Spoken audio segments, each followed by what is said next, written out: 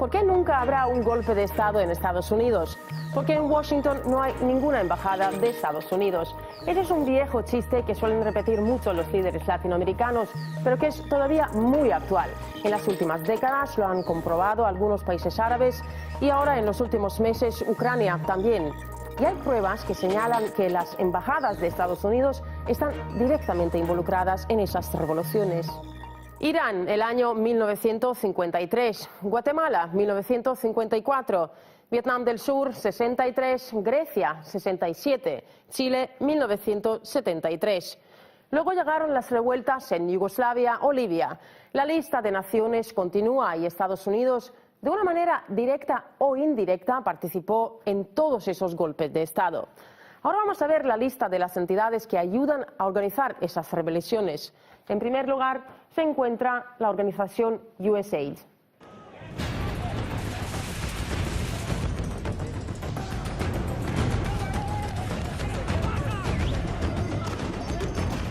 Con la participación activa de la misión de la USAID, se llevó a cabo la preparación del golpe de Estado en Honduras en junio del 2009.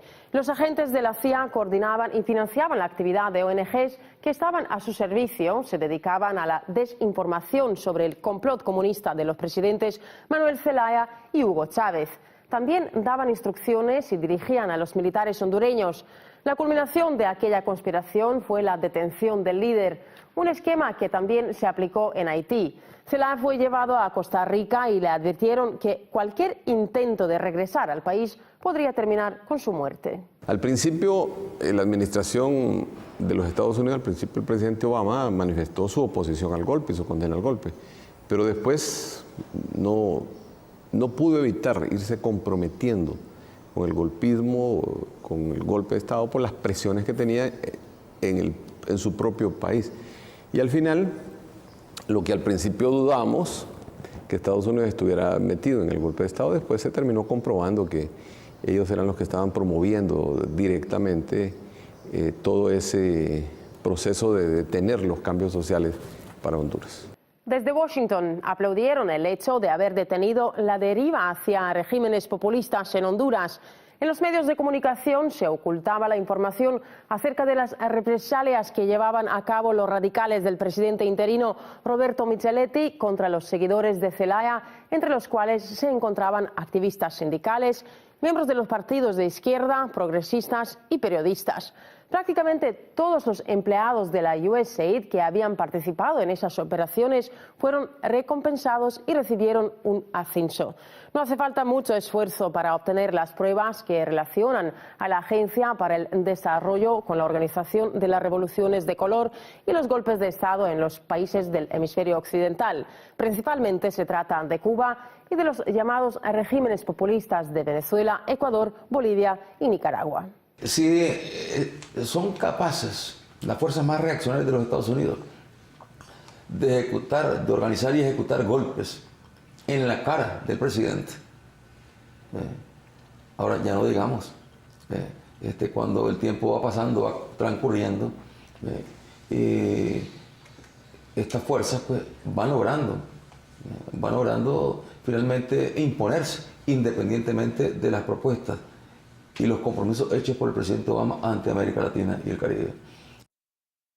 En Cuba, la historia de las operaciones de USAID ya dura varias décadas, pero podemos decir también que sus intentos de crear nuevos partidos, digamos, alternativos o medios de comunicación independientes han fracasado, ya que la actividad de la contrainteligencia cubana es bastante eficaz. Recientemente en Cuba fue detenido y condenado a 15 años de prisión el agente de la USAID, Philip Allen Gross, quien proporcionó a los grupos disidentes el equipo especial para estar en contacto vía satélite con el Departamento Operativo de la CIA en Miami. Llama la atención la similitud de las revoluciones organizadas en América Latina, llevadas a cabo en diferentes países árabes y ahora mismo en Ucrania. Detrás está el grupo serbio Otpor o Resistencia, que organizaron su primera revuelta en Serbia en el año 2000 contra Slobodan Milošević y luego alrededor de todo el mundo. Como podemos ver aquí, todos utilizaron el mismo símbolo, que es este puño, y este último apareció en Venezuela. Ahora, Wikileaks filtró hace poco documentos que muestran que esa organización, que hoy en día se llama Canvas, era financiada desde Estados Unidos para sus actos. La compañía privada de inteligencia estadounidense Stratfor reveló que los miembros del movimiento serbio Otpor recibieron mucho dinero norteamericano y que una de las personas más importantes que influyó para dar esta financiación fue Michael McFaul, quien luego llegó a embajador de Estados Unidos en Moscú.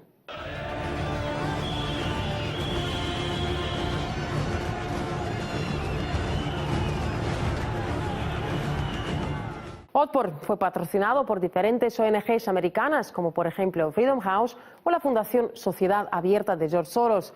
A través de ellas estaban conectados con la USAID y el Departamento de Estado. Stratfor confirma que, como los líderes de Canvas eran los mismos de Otpor, el dinero hoy en día proviene de las mismas fuentes norteamericanas. Y los miembros de esa organización están lejos de ser revolucionarios o luchadores por los derechos humanos. Hablando con periodistas franceses, el grupo serbio declaró que creó un negocio privado, una compañía de revueltas para exportar, pero que la registraron como una ONG para no pagar impuestos en Serbia. El jefe de la entidad, Srđan Popović, dice que la revolución es la marca más famosa del país y que ha inspirado a gente alrededor del planeta. En Guatemala, Venezuela, diferentes naciones europeas, africanas y árabes. Popović asegura que la receta para una revolución es fácil y que puede derrocar a cualquier gobierno. Lo que se necesita es la gente joven, ya que el régimen no les puede influir. No tienen hijos, no tienen trabajo o propiedades, es decir, no tienen nada que perder. La estrategia, sin embargo, tiene sus propias particularidades.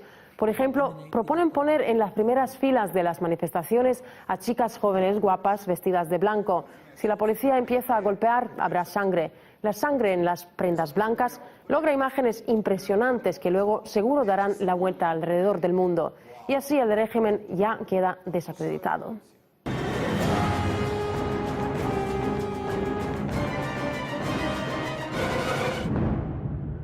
Según las filtraciones de Wikileaks, la organización serbia Canvas dedicó muchos esfuerzos en derribar y desestabilizar el régimen de Hugo Chávez en Venezuela.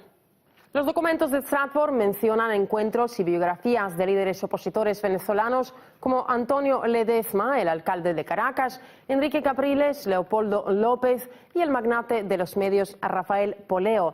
Hacen referencia a las manifestaciones estudiantiles en Venezuela del año 2009 y 2010. Los cables mencionan también a menudo al grupo Canvas, el cual aseguró que las protestas de Radio Caracas Televisión fueron solo el principio. Dicen, todo va a continuar, pero Venezuela no ofrece tan buenas redes como los países que estuvieron detrás del telón de acero. Añaden que Chávez no se puede comparar con los líderes de los viejos regímenes soviéticos. Hay documentos que detallan los pasos recomendados para llevar a cabo una revolución que iba a derrocar a Hugo Chávez. Entonces Estados Unidos se encargó de eliminar, de cortar de raíz o de cabeza todo gobierno o casi todos los gobiernos que salieron o que surgieron haciendo otro planteamiento de la independencia. Y ahí tenemos los casos de invasiones a México, a Guatemala, a Panamá, a Nicaragua, a Haití, República Dominicana, Grenada, golpes de Estado en Venezuela varias veces, en Argentina, en Brasil, en Ecuador, en Bolivia. No hubo golpe de Estado en América Latina en 150 años donde no estuviese metida la mano del imperio norteamericano. Canvas explica que para Venezuela tiene 3 campañas planeadas. La primera, la unificación de la oposición, una campaña para los comicios de septiembre y una denominada Sal y Vota. Refiriéndose al año 2010, los activistas dicen, este año reforzamos definitivamente nuestra actividad en Venezuela. Añaden que las redes de Estados Unidos están también involucradas.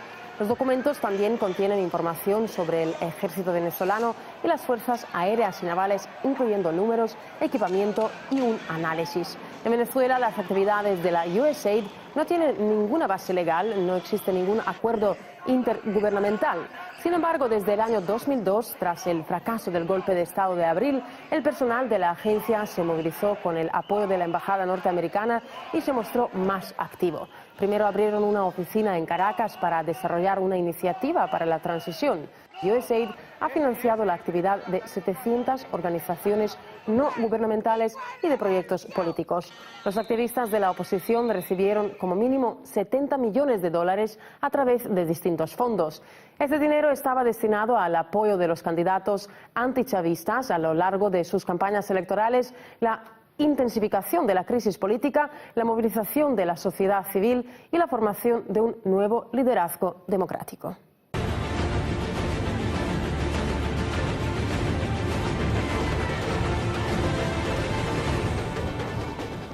Ahora, para hacer un análisis sobre los intereses de Estados Unidos en diferentes partes del mundo, vamos a conectar con John Perkins, economista y activista estadounidense. Señor Perkins, muy buenos días. En primer lugar, durante las manifestaciones en Ucrania, diferentes políticos europeos y de América han visitado al país, como por ejemplo el secretario del Estado norteamericano John Kerry o la jefa de la diplomacia europea Catherine Ashton. ¿Cuál fue su papel en la organización de esas revoluciones? Tengo que decir que la situación es bastante irónica y estoy de acuerdo con una de las declaraciones de Putin en las que tacha de hipócritas al presidente Obama y al secretario de Estado Kerry, porque nosotros matamos a 6.000 civiles en Panamá en 1989, mandamos soldados a Granada, mandamos soldados a Guatemala. Es decir, en Estados Unidos tenemos muchos episodios en los que tratamos de proteger nuestro poder en el hemisferio. ¿Cree usted que las embajadas de Estados Unidos siguen siendo el centro de, digamos, coordinación de esas revueltas?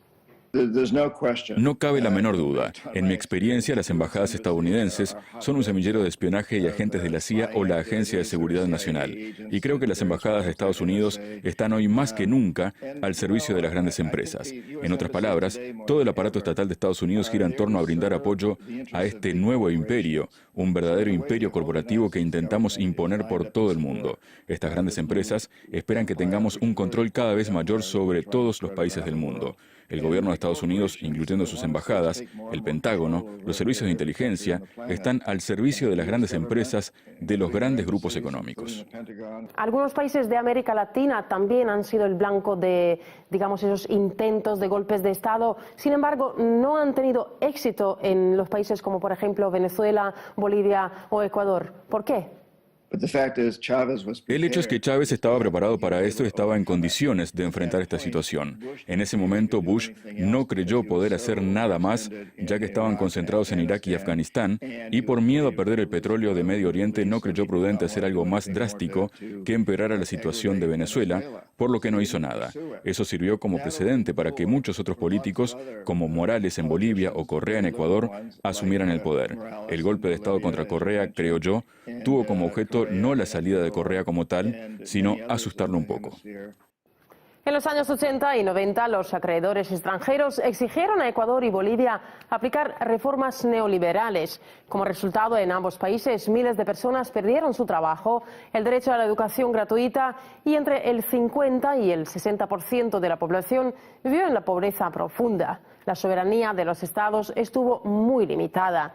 Los militares y la policía trabajaron bajo la tutela de las misiones castrenses y servicios de inteligencia de las embajadas de Estados Unidos. Una enorme red de ONGs se instaló tanto en Bolivia como en Ecuador y muchas de ellas fueron financiadas por Washington. La moneda nacional ecuatoriana fue sustituida por el dólar norteamericano y en la ciudad de Manta se construyó una base del Pentágono. Tras las protestas masivas contra este modelo neoliberal en el año 2006, los dos países dan un giro hacia la izquierda. En Ecuador eligen a Rafael Correa y en Bolivia a Evo Morales. Los programas de ambos incluyen la recuperación de la soberanía, la creación de una nueva constitución, la nacionalización de los recursos naturales, la protección de la economía nacional y la integración latinoamericana. Pero las fuerzas opositoras intentaron parar esos cambios sociales y económicos. Y un papel muy importante en sus acciones lo jugaron las fuerzas extranjeras que ayudaron a formar movimientos separatistas en la región. Algo que llevaría a Estados Unidos a una posición clave estratégica, teniendo bajo control los recursos naturales y las comunicaciones en todo el continente de América Latina. La USAID fue la primera organización en destinar más de 98 millones de dólares a la descentralización y los partidos opositores en Bolivia. Los objetivos de los programas a largo plazo implementados por la institución eran fomentar el separatismo, apoyar a las formaciones de oposición y la infiltración en la comunidad indígena. En junio del 2004, Mark Folkov, consejero de vicepresidente de Estados Unidos, Richard Cheney, escribe en la revista Latin American Outlook un artículo llamado Los últimos días de Bolivia. El autor asegura que el país se podría dividir en dos debido a las diferencias radicales y geográficas. Resultaría así Bolivia del oeste, donde quedarían los exportadores de coca, y Bolivia del este, los exportadores de gas. En octubre del 2006, Estados Unidos nombra a Philip Goldberg como nuevo embajador en el país. Este diplomático había trabajado en el Buró de Departamento norteamericano en Bosnia, siendo la mano derecha de Richard Holbrooke, quien obligó a los serbios a firmar el Acuerdo de Dayton. En 2004 fue el jefe de la misión en Kosovo, que con la ayuda de Estados Unidos proclamó su independencia de Serbia. El propio Goldberg tuvo buenas relaciones con la diáspora croata en Bolivia, que según los datos de la ONU participó en el contrabando de armas en todo el territorio de los Balcanes. Él llegó al país tras la división de Yugoslavia, tras haber desatado allí el odio racial y una guerra civil con miles de víctimas. Goldberg quería que Bolivia se convirtiera en Yugoslavia, porque se encargaba personalmente de la supervisión y de la confrontación interna. En 2006, los diplomáticos estadounidenses se reúnen en Buenos Aires con el Comité de Santa Cruz y concuerdan un plan antigubernamental. En 2007, la USAID reparte más de 13 millones de dólares a partidos, organizaciones y proyectos en Bolivia para fortificar gobiernos regionales y desestabilizar así el Ejecutivo Central.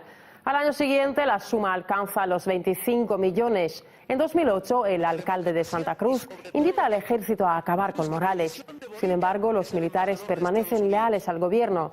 En agosto, Goldberg visita Santa Cruz 2 veces. En un encuentro participan 4 congresistas de Estados Unidos. Tras la reunión y según la táctica de las revoluciones de colores, los manifestantes atacan las oficinas de partidos y sindicatos, cadenas de radios, periódicos, aeropuertos y aduanas. Goldberg fue denominado persona non grata tras la demanda del movimiento al socialismo. Sin embargo, las operaciones destructivas de la embajada norteamericana continúan. En abril del 2009 liquidan a un grupo de terroristas procedentes de Europa en uno de los hoteles en la ciudad de Santa Cruz. Su principal objetivo era asesinar al presidente Evo Morales.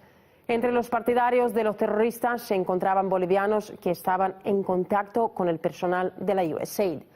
Cuando se inició la investigación, la mayoría de ellos huyó a Estados Unidos. En agosto del 2011, el gobierno boliviano anunció la expulsión inevitable del país a los representantes de la entidad para poner fin a sus acciones subversivas. Esta estructura del gobierno de Estados Unidos permanentemente nos conspira, permanentemente nos provoca, financia a nuestros opositores, usan algunas empresas, usan con punta de lanza a los opositores. Y cada país, cada presidente tiene su opositor. Pero agentes externos, o embajadores, o diplomáticos no pueden estar ahí conspirándonos. A eso se debe la expulsión de la embajada de Estados Unidos, a eso se debe la expulsión de la DEA de Estados Unidos, pero también USAID. Se reveló la información sobre el intento de la infiltración en territorio de Bolivia de la banda terrorista formada de los agentes de la CIA de distintos países de Europa de Este y de Oeste. Casi todos los miembros de la banda habían participado en la guerra de los Balcanes. Una parte de los terroristas fue eliminada tras la operación especial de la policía boliviana. El resto fue llevado al juicio después de 3 años de la investigación. Cabe señalar también que los 17 de los 39 miembros lograron escapar de Bolivia y ahora se esconden, ¿dónde? En Estados Unidos.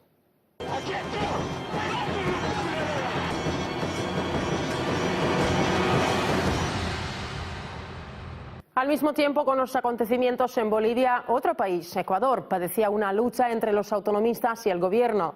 El centro de la revuelta fue el alcalde de Guayaquil, uno de los líderes de la oposición derechista. Los opositores ecuatorianos recibieron un apoyo enorme desde Estados Unidos y movimientos derechistas de Europa Occidental.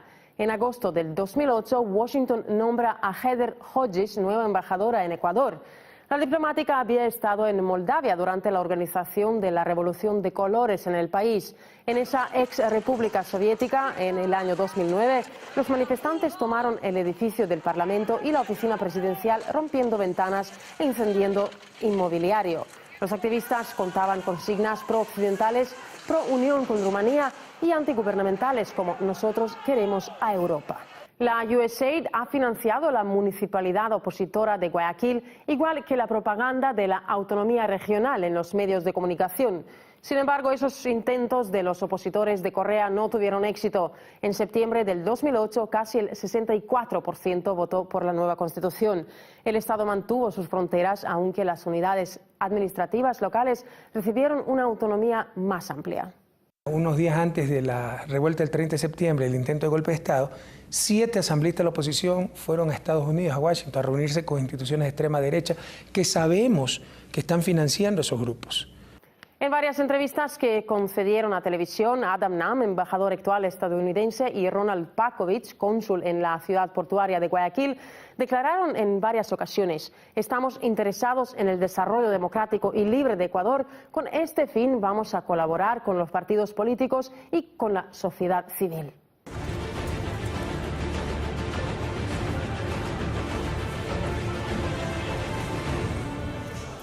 A la lista de los estados cuyas revoluciones fueron importadas puede añadirse Ucrania. Y aquí está la prueba de que el Departamento de Estado financia el caos ucraniano. Vamos a ver ahora qué dijo en diciembre de 2013, tras su regreso de Maidán, la ayudante del secretario de Estado, Victoria Nuland.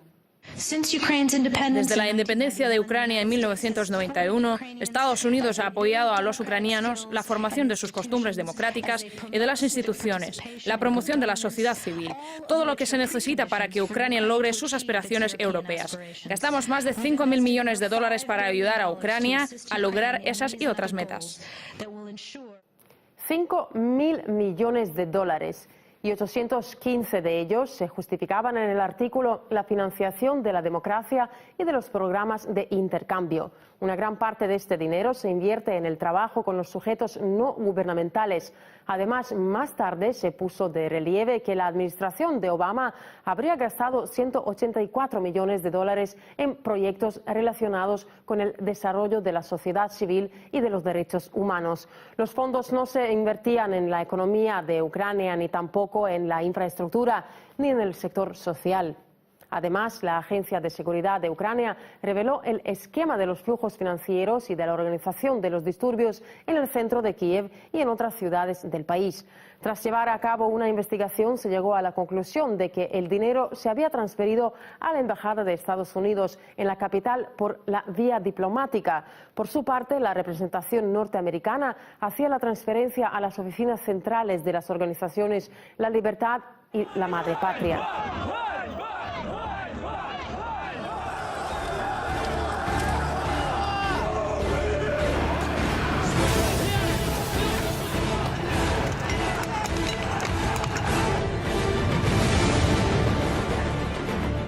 Ahora, para investigar la influencia de diferentes organismos de Estados Unidos en Ucrania, vamos a conectar con Natalia Vitrienko, la líder del Partido Progresista y Social de Ucrania. Natalia, muy buenos días. ¿Cree usted que las revoluciones llevadas a cabo en Serbia, en Georgia, ahora podemos decir en Ucrania también, e intentos de hacerlos en algunos países de América Latina, fueron organizadas por la misma gente? Es absolutamente cierto. Su organización, financiación y coordinación vienen del mismo centro que se encuentra en Estados Unidos. ¿Y cuál es el papel de las organizaciones como, por ejemplo, USAID en la organización de esas revueltas? Son unos centros que se establecen en territorios de otros países y que se dedican a ejercer las funciones propias del servicio de inteligencia, armando diferentes provocaciones dentro del país que van en contra de sus intereses nacionales, manejando las revueltas. En lo que se refiere a Ucrania, y es algo que mostró nuestra televisión, en el territorio de la embajada estadounidense hubo reuniones informativas, así llamados Tech Camp, cuyo plan se elabora allí mismo en la embajada. Su objetivo objetivo fue dar instrucciones a las personas que luego tenían que desplegar su actividad en Euromaidán, actuando conforme a sus funciones, crear los grupos de combate para después atacar los edificios administrativos y las instalaciones de las fuerzas del orden público. Ese fue el siniestro papel que jugó la Embajada de Estados Unidos en todos estos acontecimientos. ¿Podría ser Rusia el objetivo del próximo ataque? Hay que destacar que en un futuro próximo se producirá el relevo del embajador estadounidense en Rusia. El Departamento de Estado todavía no aprobó la nueva candidatura, pero la lista de aspirantes incluye a 3 personas que fueron embajadores en Ucrania. A principios de febrero, Michael McFaul dejó su puesto de embajador en Moscú. Según opinan varios politólogos, ese diplomático es el que más escándalo ha provocado en toda la historia de las recientes relaciones entre Rusia y Estados Unidos. Algunos de los países que hemos mencionado viven sus tiempos postrevolucionarios. Otros están en las calles manifestándose. Y algunos tienen un aviso, que todos somos vulnerables y que una nueva revuelta puede suceder en cualquier momento.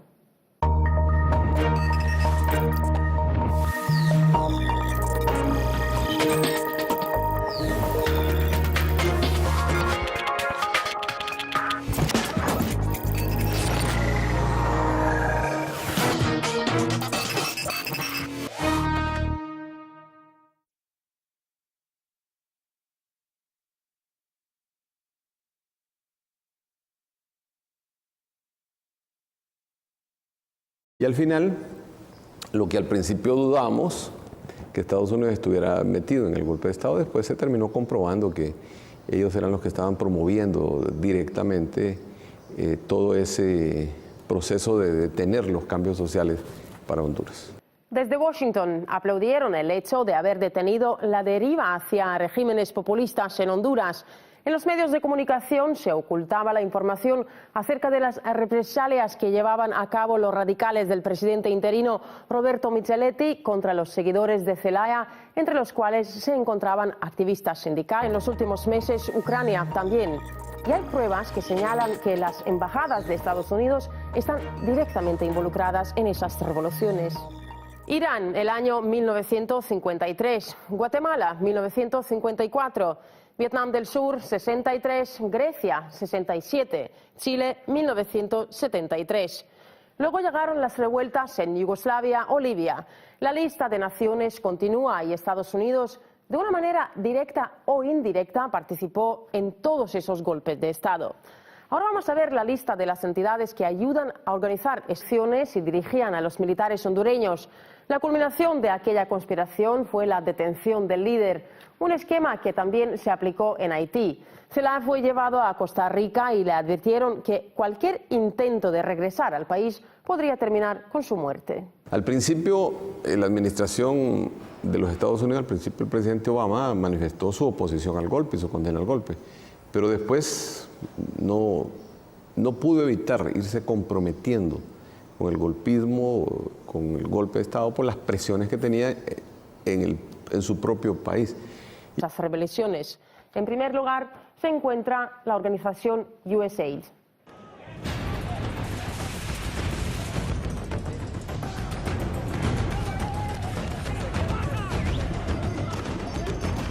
Con la participación activa de la misión de la USAID, se llevó a cabo la preparación del golpe de Estado en Honduras en junio del 2009.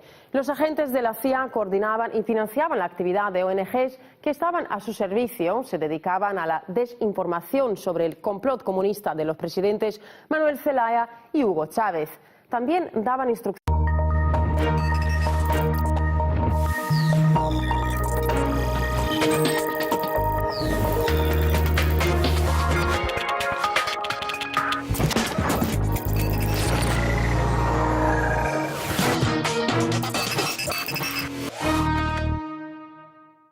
¿Por qué nunca habrá un golpe de Estado en Estados Unidos? Porque en Washington no hay ninguna embajada de Estados Unidos. Ese es un viejo chiste que suelen repetir mucho los líderes latinoamericanos, pero que es todavía muy actual. En las últimas décadas lo han comprobado algunos países árabes y ahora